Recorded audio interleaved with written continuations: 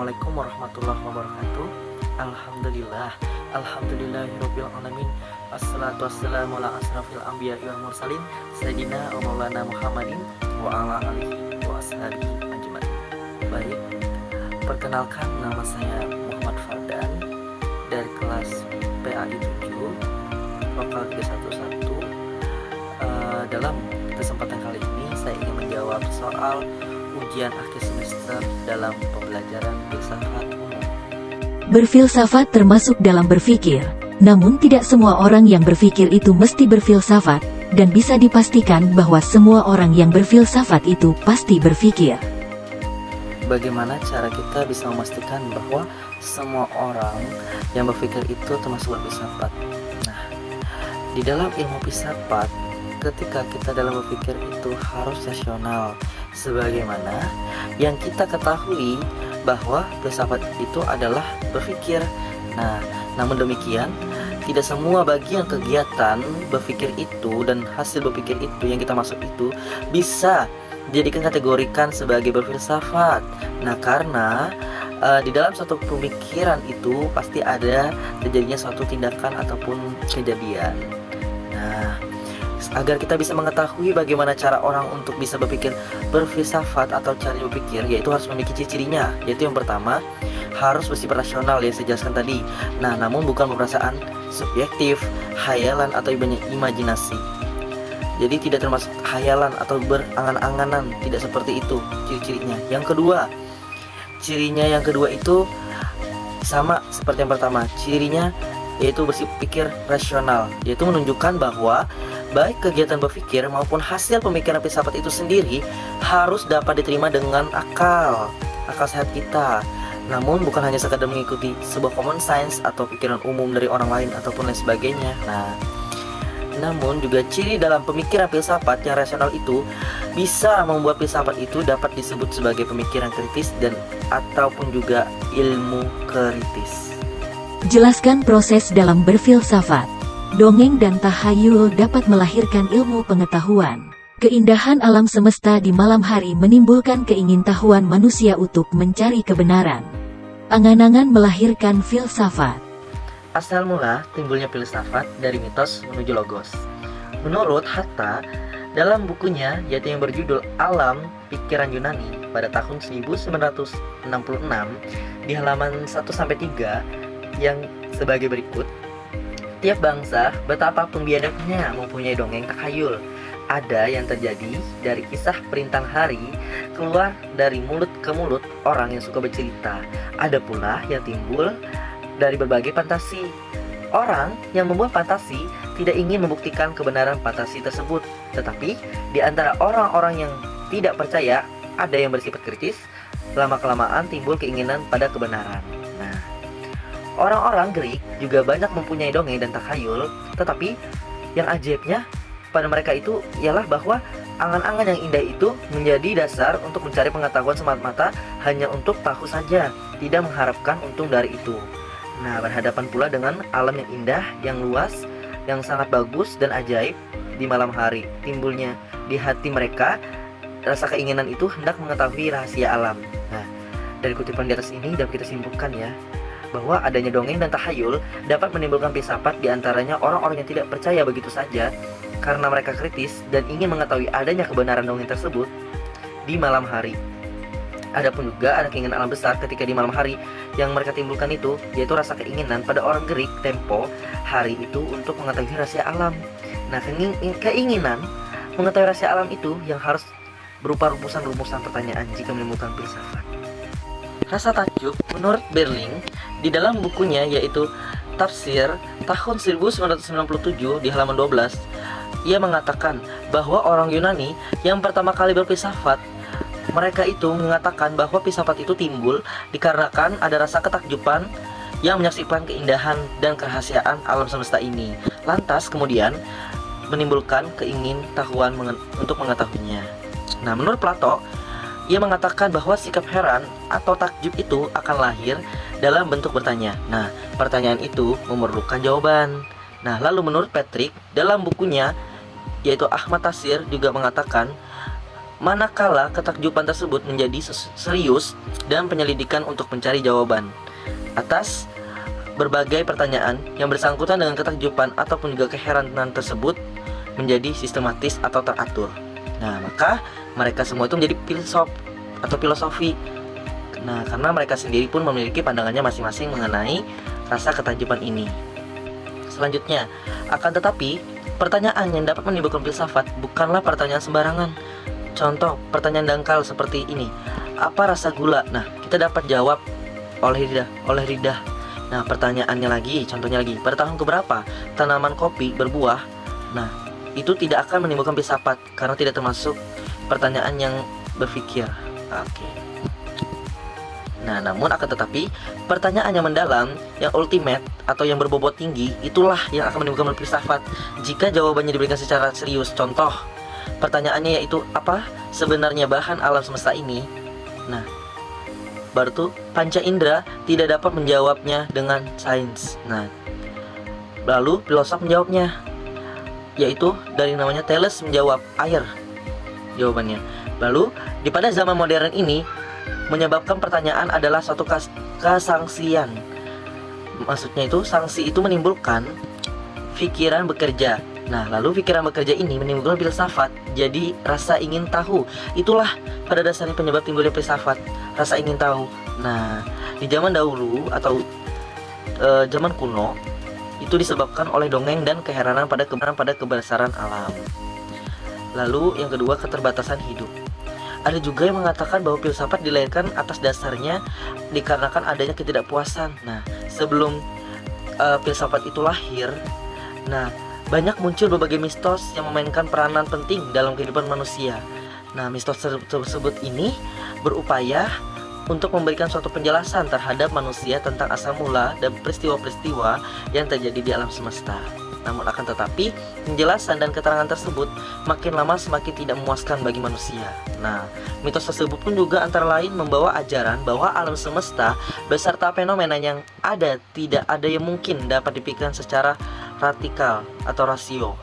Namun akan tetapi harus diterima secara intuisi dan juga atau perasaan atau dan juga keimanan. Perasaan atau keimanan itu maksudnya seperti dari rasa keinginan tahuan kita dan keimanan kita atau kepercayaan kita atau keyakinan kita, bisa dikatakan seperti itu. Nah, mereka ketika pada saat itu sangat meyakini bahwa ajaran agama itu berasal dari dewa. Nah, jawaban yang diberikan oleh Thales atau yang mendapat gelar Bapak Filsafat itu menganggap bahwa orang yang pertama kali berfilsafat itu bahwa bahan baku alam semesta ialah air. Nah, jelas tidak diterima oleh dogmatis atau mitos. Ketika itu dalam hal ini Henry Bergson atau penganut intuitisme itu sangat terbatas, ya. Periodisasi filsafat hanya akal Yunani yang mampu beserta menjangkau tokoh atau dan memahami suatu pemikirannya. objek apabila mengkonsentrasikan kepada objek tersebut. Nah, ketika itu manusia itu harus tunduk kepada intuisi.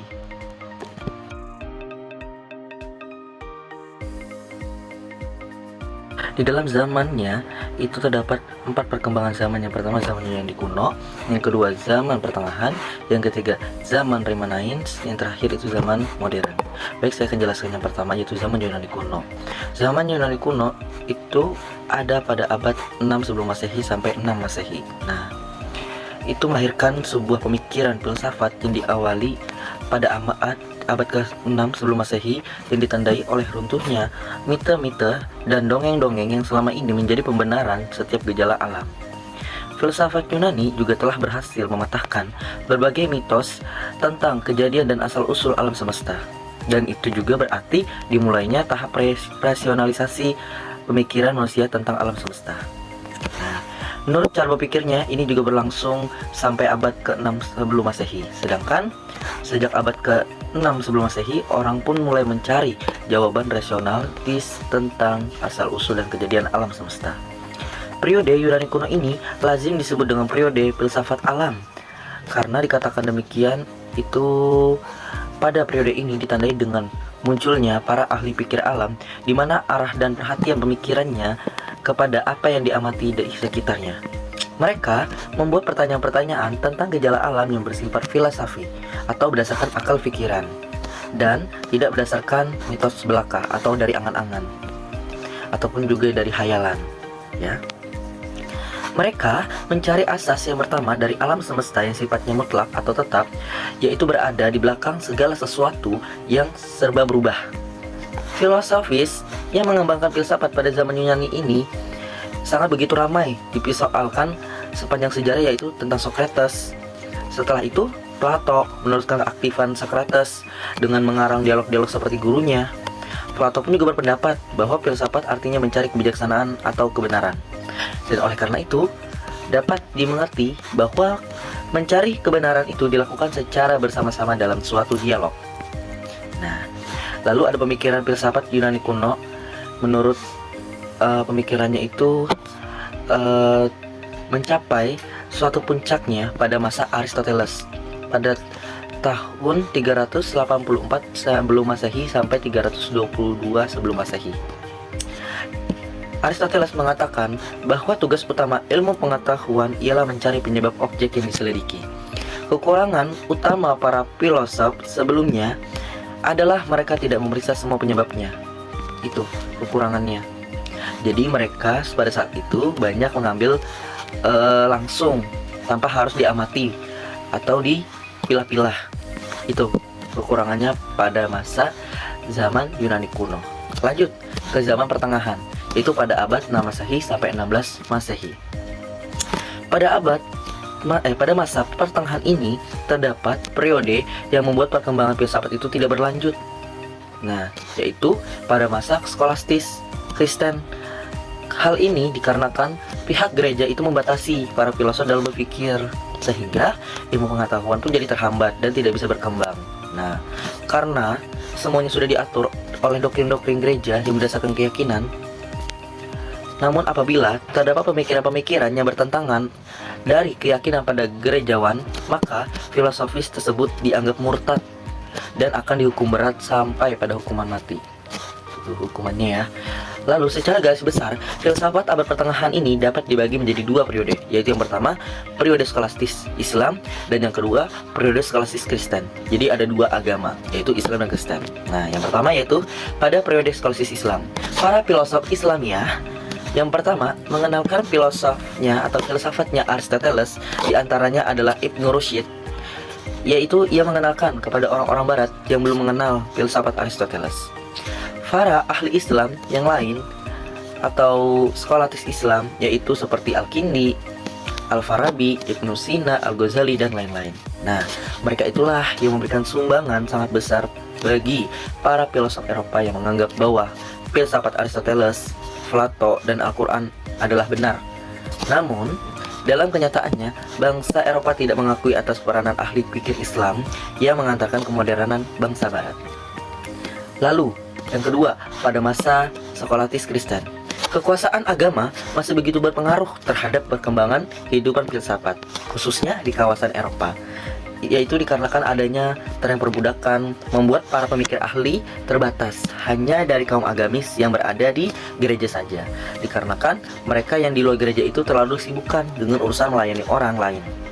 Daripada memikirkan hal-hal yang tidak mengenyangkan seperti filsafat, pada masa skolatis inilah perkembangan filsafat dan ilmu pengetahuan itu sangat buruk karena pihak gereja sangat membatasi dan melarang para filosof dalam berpikir, sehingga ilmu pengetahuan dan filsafatnya tidak berkembang. Lanjut pada zaman yang ketiga, yaitu zaman Renaissance, yaitu pada abad 14 sampai 16 Masehi. Oke, kita cari pengertiannya dulu. Saya akan jelaskan pengertiannya.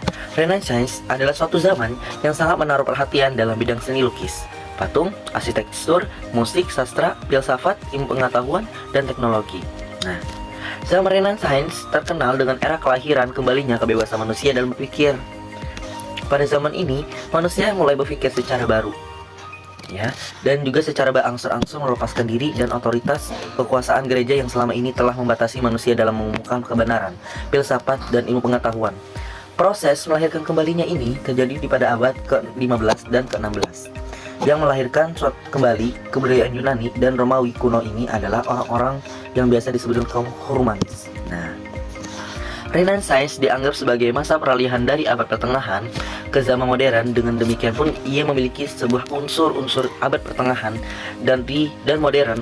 Nah, unsur-unsur keagamaan dan provence, otoriter dan individualistis. Tetapi itu semua tidak berarti pengingkaran bahwa Renaissance umumnya dianggap sebagai suatu titik peralihan di dalam sejarah kebudayaan Barat. Pada saat ini, manusia mulai dianggap sebagai pusat kenyataan. Hal itu terlihat secara nyata dalam karya-karya seniman kita pada zaman Renaissance seperti Donatello, Botticelli, Michelangelo pada tahun 1475 sampai 1564, baru Rafael pada tahun 1453 sampai 1520, Perugino pada tahun 1446 sampai 1526 dan lain-lain. Nah, sedangkan dalam bidang ilmu pengetahuan terdapat beberapa tokoh hebat antara lain Nikolaus Copernicus pada tahun 1478 sampai 1543, Batu Andreas Vesalius pada tahun 1514 sampai 1564 dan lain-lain. Nah, lalu bangsawan Inggris yang meletakkan dasar filosofis untuk perkembangan dalam bidang ilmu pengetahuan dengan mengarang suatu mahakarya yang bermaksud menggantikan teori Aristoteles tentang ilmu pengetahuan dengan suatu teori baru dalam bukunya Novum Organon itu. Nah, itu penjelasan dari zaman Renaissance. Lanjut ke zaman modern pada abad 17 Masehi sampai 20 Masehi. Lalu, setelah zaman Renaissance yaitu zaman pencerahan atau zaman modern, zaman pencerahan di Inggris atau kotanya Enlightenment berlangsung dari abad ke-17 hingga ke-20. Di zaman ini terdapat beberapa peristiwa penting, yaitu yang pertama revolusi di Inggris dan Perancis. Nah, orang-orang yang hidup di zaman ini memiliki keyakinan bahwa mereka mempunyai masa depan yang cerah dan bercahaya berkat hasil mereka sendiri. Sebelumnya, orang lebih suka berpaut pada otoritas lain di luar dirinya, seperti otoritas gereja, kitab suci, para ahli, dan negara. Nah, oleh karena itu, semboyan zaman pencerahan adalah Savoir aude atau beranilah berpikir sendiri. Nah, dengan semboyan itu, sebutkan dan jelaskan filosof besar Islam. Baru mereka memanfaatkan akal pikiran mereka semaksimal mungkin untuk menggapai suatu perubahan, kemajuan, pertumbuhan, pembangunan, peradaban, reformasi, dan bahkan revolusi. Pertama itu Al-Farabi, yang kedua itu Al-Ghazali, yang ketiga itu Ibnu Rushd, yang keempat ada Ibnu Arabi, yang terakhir adalah Ibnu Khaldun. Saya akan menjelaskan yang pertama yaitu Al-Farabi, yaitu pada abad 872 sampai 951 Masehi. Nama aslinya itu Abu Nasim Muhammad Al-Farabi, yang dikenal juga dalam bahasa Arab sebagai Al-Muslim Al-Thani, yaitu ia adalah salah satu filsuf muslim yang terbesar di dunia. Nah, Al-Farabi pun juga sangat berkontribusi atau berpartisipasi besar hingga tidak dapat diukir dalam pemikiran Aristotelisme dan Platonik, sehingga disebut pada zaman modern berhutang banyak kepada polimet dari Asia Tengah ini. Beliau pun juga tidak hanya melestarikan tetapi juga mengembangkan filsafat Yunani. Dia pun juga berkontribusi dalam filsafat matematika, muslim, metafisika, serta politik. Salah satu buku terpentingnya tentang filsafat politik adalah Al-Ahmad al-Ilah atau Pandangan Orang-orang di Kota Mulia. Dalam Pirtaus di karyanya, Al-Farabi berusaha untuk membangun kota itu berdasarkan keadilan, seperti Republik Plato yang mencari kebahagiaan tertinggi bagi warga negaranya dan juga dipandu oleh pandangan tercerahnya dari para filsufnya. Lalu Al-Farabi pun juga disebut dengan Muqtada Khan, yaitu sebagai muslim pertama yang sangat eksplisit mempertimbangkan manfaat demokrasi. Oke, lanjutannya itu adalah dalam pandangan Al-Farabi mengungkapkan bahwa masyarakat demokrasi itu berkemampuan atau berpotensi menjadi masyarakat yang berbudi luhur dikarenakan orang-orang yang baik memiliki kebebasan untuk mengejar kebajikan. Lalu ada pemikirannya juga, pemikiran Al-Farabi pun juga mencerahkan tentang pemerintahan yang adil dan juga demokratis, yang aman, yang tentram, serta mendorong manusia untuk berpikir independen. Itu menurut pemikiran Al-Farabi. Yang kedua yaitu adalah Al-Ghazali. Al-Ghazali ini terdapat pada tahun 1058 sampai 1011 Masehi, pada abad maksudnya ya. Nama aslinya itu adalah Abu Hamid Al-Ghazali. Dialah salah satu ulama yang terpenting dalam pemikiran Islam. Beliau pun juga adalah seorang filsuf, yaitu juga seorang sarjana hukum serta seorang teolog. Lalu menjelang akhir hayatnya ia menjadi seorang pemikir mistis. Nah, bagi banyak muslim, Al-Ghazali adalah seorang yang teladan, seorang yang pembaru Islam. Dia pun juga telah mencoba menengahi perpecahan saat ada banyaknya perselisihan pada zamannya, yaitu antara filsuf dan teolog. Di antara rasionalis dan tradisionalis, secara mistis dan ortodoks, Al-Ghazali menjembatani dengan gagasan yang tertuang dalam Ihya Ulum Al-Din atau kebangkitan ilmu agama yang berisi catatan ulama besar-besaran untuk menemukan suatu cara emas di antaranya semua tren yang berbeda ini. Kedewasaan pemikiran Al-Ghazali ini sangat menarik. Nah, setelah krisis intelektual dan kebangkitan spiritualnya, ia menjadi seperti Syekh Rabbani dari India yang menyeimbangkan syariah dan tarekat Islam dari hukum ataupun juga mistisismenya. Itu dari Al-Ghazali. Lanjut yang ketiga yaitu Ibn Rushd pada abad 1126 sampai 1198 Masehi. Ibn Rushd yang dikenal sebagai orang barat sebagai Averroes yang mungkin memiliki sebuah pengaruh lebih besar daripada agama yang dari filsafat barat daripada juga terhadap pemikiran Islam. Beberapa sejarawan muslim yang menggambarkan barat modern yang tercerahkan sebagai imajinasi Averroes. Ibn Rushd adalah seorang pemikir yang luar biasa. Ia pun juga adalah seorang hakim, yaitu ahli hukum Islam dari Maliki. Ia pun juga seorang dokter dari seorang filsuf. Dalam bukunya yaitu Fas al-Maqal atau The Chief's Treatise, dia mengemukakan alasan untuk filsafat serta untuk kompatibilitasnya sains dan agama dan iman pun maupun juga akal. Nah, itu dari Ibn Rushd. Lanjut yang terakhir, yang keempat yaitu dari Ibn Arabi dari abad 1165 sampai 1240 Masehi. Ibn Arabi barangkali merupakan suatu pemikir filosofis muslim yang paling unik, melainkan berbeda dengan yang lain, paling membingungkan sekaligus paling mendalam. Nah, beliau ini bukanlah seorang filosofis muslim rasionalis seperti Al-Farabi ataupun Ibn Rushd ataupun Ibn Arabi, atau mungkin juga adalah pemikir postmodern dan feminis pertama kali dalam warisan intelektual manusia. Nah, ini ada karya-karyanya Fusus Al-Hikam atau bahasa Inggrisnya Bezel of Wisdom dan Futuhat Al-Makkiyah atau bahasa Inggrisnya The Meccan Openings. Nah, itu bisa jadi merupakan suatu puncak pemikiran mistis dan filosofis Islam. Nah, Ibnu Arabi memberikan penjelasan yang paling meyakinkan tentang tujuan dan makna penciptaan sebagai penyingkapan diri atau tajalli atau Tuhan yang berkelanjutan. Itu. Lalu yang terakhir yaitu Ibnu Khaldun pada abad 1332 sampai 1406 Masehi. Ibnu Khaldun adalah seorang syekh dari semua ilmuwan sosial. Dia adalah seorang filsuf muslim dalam bidang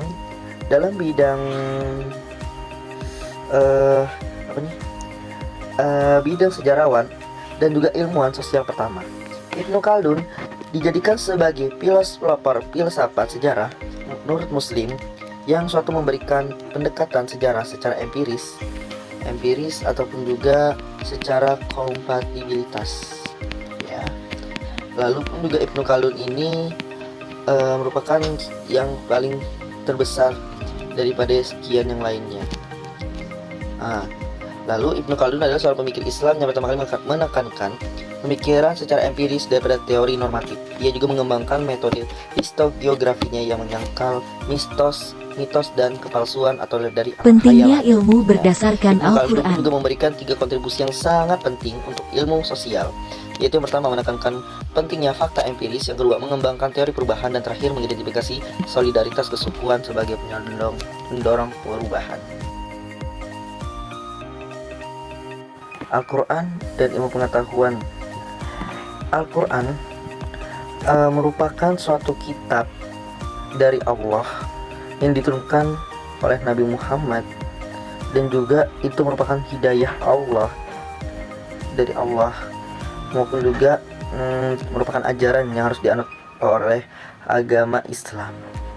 Nah, namun tidak ada satu buku maupun kitab yang paling banyak dibawa dan dihafal di seluruh dunia serta dikaji dari berbagai perspektif atau pandangan keilmuan melebihi Al-Quran. Di dalam sumber Al-Quran sama dengan sumber Taurat, Zabur, Injil, dan suhuf-suhufnya yang lainnya, yaitu Allah Subhanahu wa Ta'ala Tuhan yang Maha Esa, Maha Satu, tidak ada lainnya, tidak ada keduanya, ketiga nggak ada, hanya satu. Al-Quran pun pun juga menyuruh manusia untuk belajar dari sejarah dan mengambil perbandingan dari kejayaan dan kejatuhannya umat-umat terdahulu di dalam rangka menghadapi masa depan. Pesan-pesan samawi dalam Al-Quran sejalan dengan semua tingkatan perkembangan ilmu pengetahuan dan peradaban umat Islam di masa lalu. Itu untuk mencapai suatu masa kejayaan dan menjadi suatu trendsetter kemajuan peradaban dunia dalam abad ke-7 sampai 13 Masehi, yaitu karena mengamalkan api Islam. Menurut istilah Presiden Republik Indonesia pertama yaitu Soekarno yang bersumber dari Al-Quran, menurutnya Al-Quran yaitu mendorong manusia agar mengembangkan kemampuan berpikir seimbang dengan kemampuan berzikir serta mengingat Allah. Lalu Al-Quran pun juga menginspirasi perkembangan ilmu pengetahuan dan mengajarkan peran dan tanggung jawab manusianya yang diberi amanah ilmu. Al-Quran sebagai pedoman hidup atau Mahad Al-Hayah, yaitu menuntun umat manusia agar memperoleh keselamatan dan kebahagiaan dunia dan akhirat. Nah, agar bisa membuktikannya bahwa Al-Quran ini merupakan suatu kitab yang paling banyak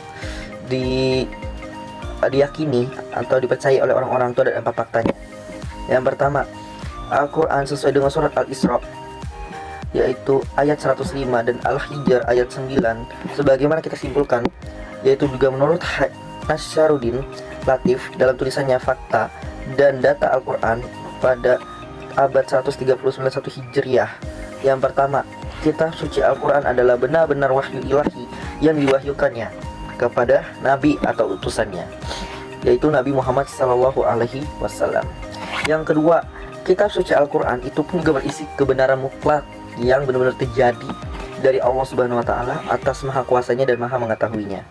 Yang ketiga, nuzul atau turunnya Al-Quran kepada Nabi Muhammad SAW adalah benar dan tepat selaku penerima pertama dan pemegang amanat dari Tuhan Subhanahu wa Ta'ala yang akan menyampaikan kepada umat manusia.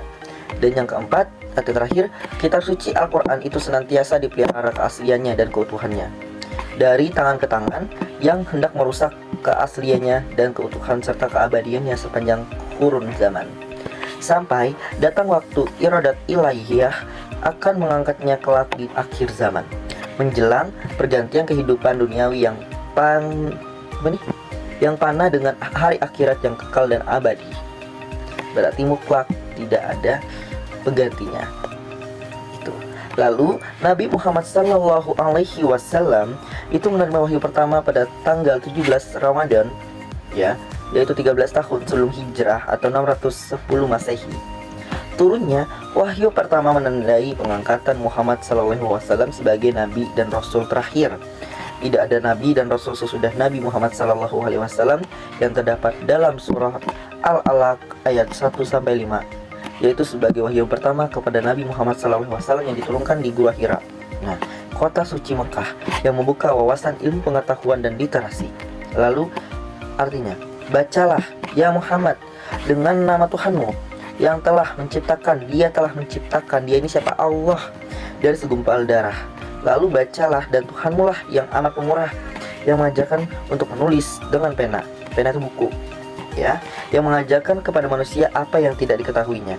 Quran surah Al-Alaq ayat 1-5, itu artinya.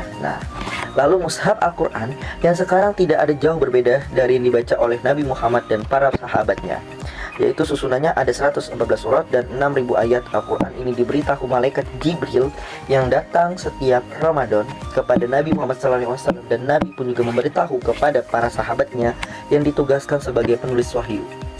Mushaf Al-Quran ini dicetak di berbagai negara sesuai dengan naskah induk atau Mushaf Al-Imam, di mana pemerintahan Khalifah 3 Utsman bin Affan pada abad 644 sampai 656 Masehi. Kopi asli naskah induk ini dikirim ke Mekah, Syria, Basrah maupun juga Kufah, serta satu kopi dipegang Khalifah Utsman bin Affan di ibu kota Madinah. Naskah induk ini Al-Quran ini juga pun menjadi tersimpan di Museum Istanbul, Turki. Di sini baca Al-Quran dengan tanda baca dan qiraatnya, terjemahannya serta tafsirannya menjadi ilmu tersendiri di dalam dunia Islam. Lalu ada yang menanggapinya, yaitu Hamka. Jika manusia sudah dapat mendarat di bulan, kami akan bersujud syukur kepada Tuhan, karena dengan demikian akan bertambah nyatalah kerasulan Nabi Muhammad SAW. Karena di dalam Al-Quran sebagai wahyu yang diturunkan kepada Nabi kita, Nabi Muhammad SAW, berjumpa beberapa ayat yang hanya dapat ditafsirkan dengan ilmu pengetahuan alam yang mendalam.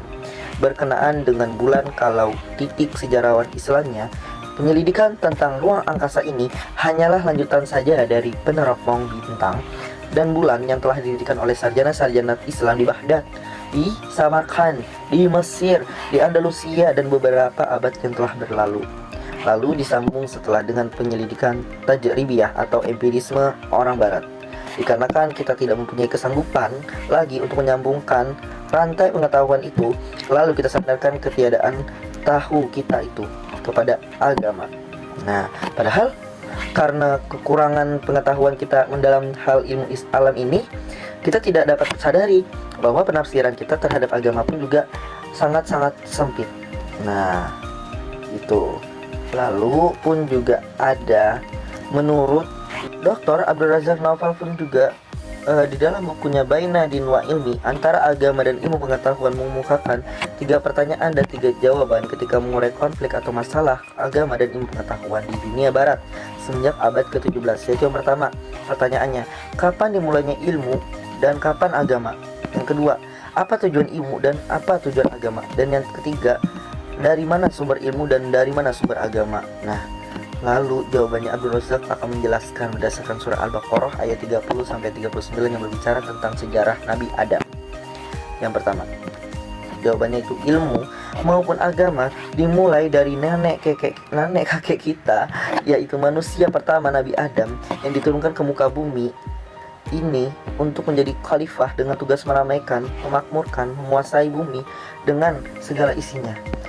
Nabi Adam dianugerahi ilmu pengetahuan dan juga diberi agama yang akan menjadi way of life baginya. Nah, itu pertama. Yang kedua itu tujuannya. Tujuan ilmu dan tujuan agama adalah yang satu ialah penciptakan kebahagiaan jasmani, rohani manusia, sebagaimana tercantum dalam ayat-ayat Al-Quran itu. Nah, ketiga, yang terakhir, sumber ilmu dan sumber agama itu ialah satu yang tidak terdapat kita pisahkan, yaitu Allah Subhanahu wa Ta'ala. Nah, yang keempat, karena semuanya satu, maka akhirnya antara ilmu dan agama itu tidak mungkin ada masalah. Jika diciptakannya pertentangan antara keduanya dan masing-masing menempuh jalannya sendiri-sendiri atau masing-masing, niscaya hidup manusia akan rusak dan dunia akan kacau. Yang kelima, oleh karena itu Islam memanggil segala macam ilmu pengetahuan supaya mempersatukan diri dengan agama dan para ahli, baik ahli ilmu pengetahuan dan ahli agama, agar dapat bersatu mengabadikan diri kepada konsep Tuhan sekularisme dan barat mempersatukan dan tekadnya konsep filsafat untuk Islam. kebahagiaan manusia dan alam seluruhnya. Jadi dalam kepentingan Al-Quran dan ilmu pengetahuan ini sangat berpengaruh satu sama lain dan juga tidak dapat dipisahkan. Baik, sekularisme dunia Islam menurut ensiklopedia Islam itu mendefinisikan sekularisme itu yaitu sebagai suatu aliran atau sistem doktrin dan juga praktik yang menolak segala suatu bentuk yang diimani dan juga diagungkan oleh agama atau keyakinan yang harus terpisah sama sekali dari masalah kenegaraan atau urusan duniawi. Namun, secara bahasa, sekular itu berasal dari bahasa Latin, yaitu saeculum, yang bermakna ganda, yakni ruang dan waktu. Namun secara istilah, ruang merujuk pada pengertian dunia atau duniawi, sedangkan waktu itu mengandung pengertian sekarang atau kini. Nah, kata sekuler pun akhirnya berkembang menjadi sebuah istilah yang bermakna atau bersifat duniawi atau kebendaan. Nah, sekularisme ini pun juga berkembang di dunia barat pada era modern. Pada masa itu, negara-negara di Eropa khususnya memisahkan hal-hal yang menyangkut masalah agama dan non-agama. Nah, pemicunya itu adalah keserasian atau ketidaksamaan antara hasil penemuan sains atau ilmu pengetahuan dengan doktrin Kristen. Lalu pada abad ke-17 dan ke-18 Masehi di barat itu berkembang periode sekularisme moderat. Nah, Pada masa itu, agama itu sangat dipandang sebagai masalah individu yang tak berkaitan dengan masalah negara. Jadi saling yang tidak terkena jadi terkena gitu, terhubung gitu. Lalu memasuki abad ke-19, berkembangnya sekularisme ekstrim ditandai dengan munculnya pemikiran materialisme historis Marxisme.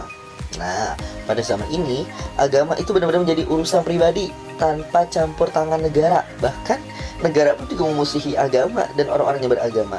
Lalu, bagaimana bisa berkembang sekularisme di dunia Islam? Nah, yaitu ada salah satu seorang psikolog yang bernama Zia Gokav pada abad 1875 sampai 1924. Nah, yaitu ia pun juga seorang terkemuka politikus dari nasionalis Turki yang pertama kali mempopulerkan istilah sekular di dunia Islam. Ia memulirkan perlunya pemisahan antara masalah ibadah serta keyakinan dan muamalah sehingga terjadinya pemisahan antara kekuasaan dan optimali khalifah serta juga kekuasaan duniawi sultan di Kesultanan Turki Utsmani. Sekularisme ini semakin merebak di dunia Islam pada era imperialisme ataupun juga penjajahan. Saat itu, negara-negara Islam harus berupaya mampu bertahan serta menjaga kemerdekaan mereka dan juga serta memperoleh kembali pada penguasa-penguasa asing. Nah, penguasaan budaya sekuler di Eropa, khususnya sains atau sebagai dasar keahlian militer, itu dijadikan alat untuk mencapai modernisasi. Nah, lalu Papa Esposito yang juga dikenal sebagai guru besar studi Islam di Universitas Georgetown di Amerika Serikat, itu akibatnya sejumlah negara berpenduduk muslim lebih memilih menerapkan sekularisme dalam mengatur warganya, contohnya Turki. Nah, di dalam dunia Islam, para ulama serta ilmuwan muslim memiliki pandangan yang berbeda tentang sekularisme dan juga sekularisasi. Nah, ulama dan filsuf terkemuka dari Mesir, Sayyid Qutb, menjelaskan sekularisme ini yaitu sebagai pembangunan struktur kehidupan tanpa dasar agama. Sehingga Sayyid Qutb memandang sekularisme itu bertentangan dengan Islam. Bahkan menurutnya pun juga sekularisme itu merupakan musuh Islam yang paling berbahaya. Namun ada pula juga tokoh Islam yang membedakan sekularisme dan sekularisasi. Nah, itu salah satunya menurut Profesor Nurcholish Madjid. Nah, di dalam perkembangannya, masyarakat penyelidikan Muslim dan pembagian filsafat menurut objeknya kurang nyambung dengan sistem negara sekuler. Tema utama pada edisi ini akan mengupas tentang sejarah dan perkembangan sekularisme di dunia Islam. Baik, dalam buku Filsafat Agama, Titik Temu Akal dengan Wahyu karangan Dr. Haji Hamzah Yakub dikatakan bahwa objek filsafat ialah mencari keterangan sedalam-dalamnya. Nah, disinilah kita dapat mengetahui bahwa sesuatu yang ada atau yang berwujud inilah yang akan menjadi penyelidikan dan menjadi pembagian filsafat menurut objeknya, ialah satu, yang ada umum, yaitu menyelidiki apapun yang ditinjau secara umum atau bebas. Dalam realitanya terdapat macam-macam yang kesemuanya mungkin itu adanya. Nah, dalam bahasa Eropa, ada umum ini disebut dengan ontologia atau ontologis, ya, yang berasal dari kata Yunani atau onontos. Nah, yang berarti ada dan. Dalam bahasa Arab sering menggunakan ontologia dan ilmu kalimat dan ilmu kainat, ya, bukan ilmu kalimat, ilmu kainat. Lalu yang ke B itu ada mutlak. Mutlak itu yaitu adalah sesuatu yang secara mutlak atau yakni yang zat yang wajib adanya, tidak tergantung kepada apapun dan siapapun juga. Adanya juga tidak berpemulaan dan tidak berpenghabisan, serta harus terus adanya, dikarenakan adanya dengan pastinya. Nah, ia merupakan asal segala sesuatu yang disebut Tuhan. Dalam bahasa Yunani disebut dengan Theodoxia, dan dalam bahasa Arab yaitu ilah atau Allah yang kita maksud jelasan tadi. Lalu yang ke C, komologia, yaitu filsafat yang mencari hakikat Islam Yang dipelajari apakah sebenarnya alam dan bagaimanakah hubungan dengan ada mutlak. Nah, kosmologia ini ialah filsafat alam yang menerangkan bahwa adanya alam itu adalah tidak mutlak atau tidak tetap atau sementara, ya. Karena alam dan isinya itu adanya itu karena dimungkinkan karena Allah.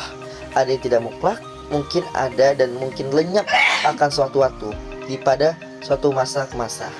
Lalu yang terakhir, antropologia atau filsafat manusia. Karena manusia terdapat ada yang tidak mutlak, maka pun juga menjadi objek pembahasan. Apakah manusia itu sebenarnya? Nah, itu pertanyaannya. Apakah kemampuannya? Dan apakah pendorong tindakannya? Nah, itu juga.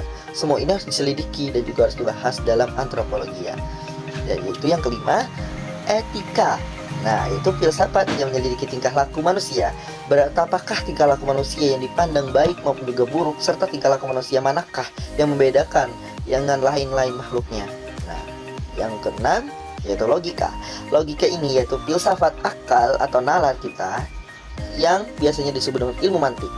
Yaitu akal budi adalah sesuatu yang terpenting dalam penyelidikan manusia yang mengetahui kebenaran tanpa kepastian tentang logika. Maka semua penyelidikan tidak mempunyai kekuatan dasar. Tegasnya, tanpa akal budi maka tidak akan ada penyelidikan.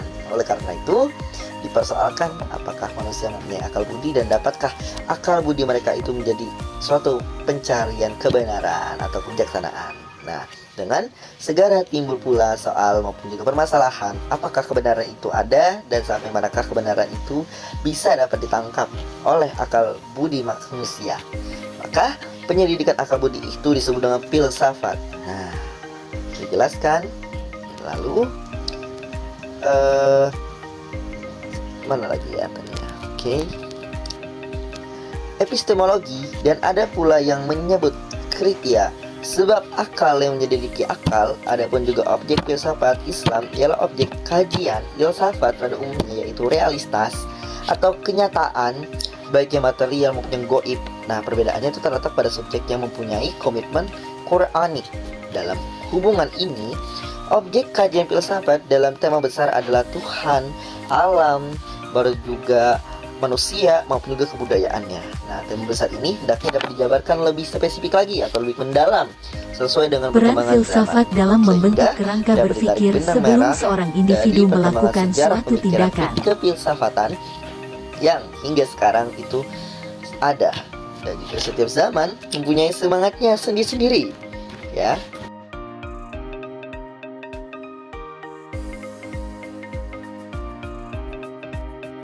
Inilah kerangka berpikir untuk dalam bertindak. Nah, kita harus mengetahui dulu apa yang berpikir, apa yang bertindak, ya. Ayo, kita berpikir dulu ya. Berpikir merupakan hal yang lazim dilakukan oleh semua manusia atau orang yang tidak hanya dari kalangan tertentu saja, tetapi semua kalangan masyarakat.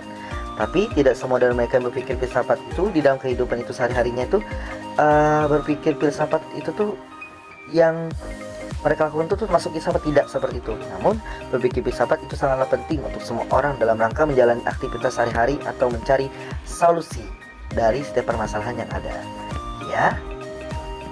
Lanjut. Secara mendalam, begitu banyak manfaat serta pertanyaan-pertanyaan yang mungkin orang lain belum pernah memikirkan jawabannya. Karena filsafat pun juga merupakan suatu induk dari semua ilmu beberapa manfaat berpikir filsafat, yaitu sebagai pengajaran cara berpikir kritis atau secara ilmiah dari sebagai sebagai dasar dalam mengambil keputusan menggunakan akal kita secara proporsional. Menggunakan wawasan berpikir pun juga itu menunjukkan ke arah penghayatan dan masih banyak lagi. Nah, itulah sebabnya mengapa setiap kaum intelektual diharapkan untuk selalu berpikir filsafat dimanapun, kapanpun, dan dalam situasi apapun. Nah, apalagi seorang hakim yang harus selalu memikir filsafat radikal, universal, konseptual, atau koheren atau konsisten dan sistematis dalam membentuk suatu perkara. Nah, berfilsafat itu berarti berpikir, tapi berpikir itu tidak berarti berfilsafat. Nah, itu penjelasan saya jelaskan tadi. Nah, dikarenakan hal ini itu disebabkan oleh berfilsafat berpikir, artinya dengan memaknai dalam arti berpikir itu ada manfaatnya, ada maknanya, dan ada tujuannya, ya, sehingga mudah untuk direalisasikan dari berpikir itu dikarenakan sudah adanya acuan dan tujuan yang pasti, atau yang sudah ada persiapan dan contohnya, dan ada yang paling utama dari hasil berpikir itu adalah manfaatnya bagi orang banyak. Tapi berpikir tidak berarti berfilsafat. Nah, karena isi dari berpikir itu belum tentu bermakna atau mempunyai tujuan yang jelas, atau mungkin hayalan atau angan-angan saja. Ya, filsafat itu membawa kita berpikir secara mendalam. Maksudnya bagaimana? Yaitu maksudnya untuk mencari kebenaran secara substansial atau kebenaran yang sebenarnya, serta mempertimbangkan semuanya dari berbagai aspek. Jadi kita harus memilah-milah dalam suatu pemikiran yang kita pernah alami, ya. Serta menuntun kita untuk mendapatkan pemahaman yang lengkap. Berpikir secara filsafat juga dapat diartikan sebagai berpikir secara mendalam serta pemahaman secara hakikatnya. Nah, maka dari itu bisa dikatakan filsafat adalah suatu disiplin ilmu yang mempelajari tentang metode berpikir secara komprehensif, sehingga bisa kita simpulkan bahwa guna belajar filsafat adalah untuk bisa mencari, menganalisis, menyelidiki, memahami gitu, dari solusi dari permasalahan yang ada sesuai dengan kenyataannya, serta solusi itu bisa dijadikan realisasikan dengan filsafat. Nah, dan juga dalam pemikiran filsafat itu juga memiliki ciri pemikiran yang tidak boleh terlewatkan dalam melakukan perenungan. Ini ada ciri-cirinya. Yang pertama, harus logis, masuk akal. Yang dimana-mana segala sesuatu yang dibuktikan itu secara ilmiah, tidak hanya berdasarkan dari khayalan ataupun dari angan-angan. Ya, yang kedua, harus koherens atau komprehensif, ataupun juga harus konsisten dengan pikiran kita. Nah, karena itu adalah suatu hal yang sangat diperlukan apabila kita berfilsafat nanti. Nah, dan juga kita juga akan mendapatkan hasil itu secara maksimal. Yang ketiga, korelasi, yaitu yang saling berhubungan antara pikiran kita maupun juga keadaan kita.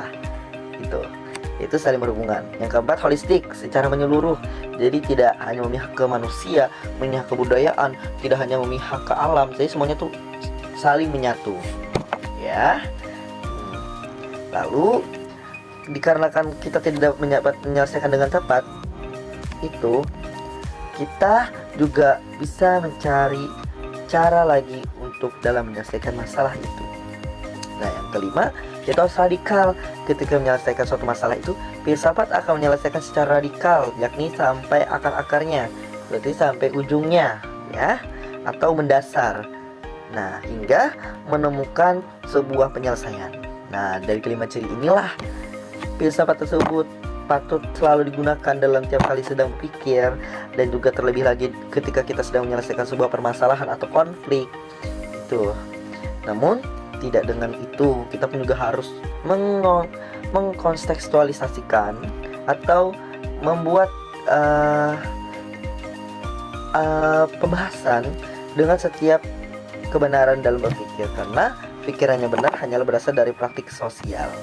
Nah, manusia agar dapat bisa memahami dan mengerti kenyataan sosial itu yang ada di sekeliling kita, itu dikarenakan adanya pengetahuan yang sering kita dapatkan, sejatinya juga berasal dari praktik sosial dan lainnya. Nah, praktik inilah yang digunakan untuk melahirkan suatu pengetahuan, dan praktik inilah yang kemudian juga akan menggunakan suatu pengujian atau percobaan apakah pengetahuan yang kita miliki ini benar atau salah, ataupun juga ilmiah, maupun juga logis atau masuk akal. Nah, oleh karena itu, praktik itu menempati posisi atau kedudukan yang paling primer.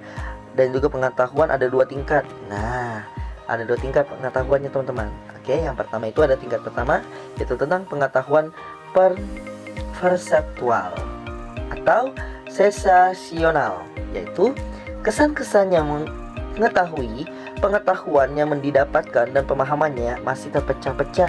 Sedangkan yang kedua itu adalah pengetahuan logis atau rasional, yang pengetahuannya didapatkan melalui memahami suatu kondisi materi secara mendalam, yang di dalamnya ada saling hubungan atau keterkaitan dan saling terintegrasikan.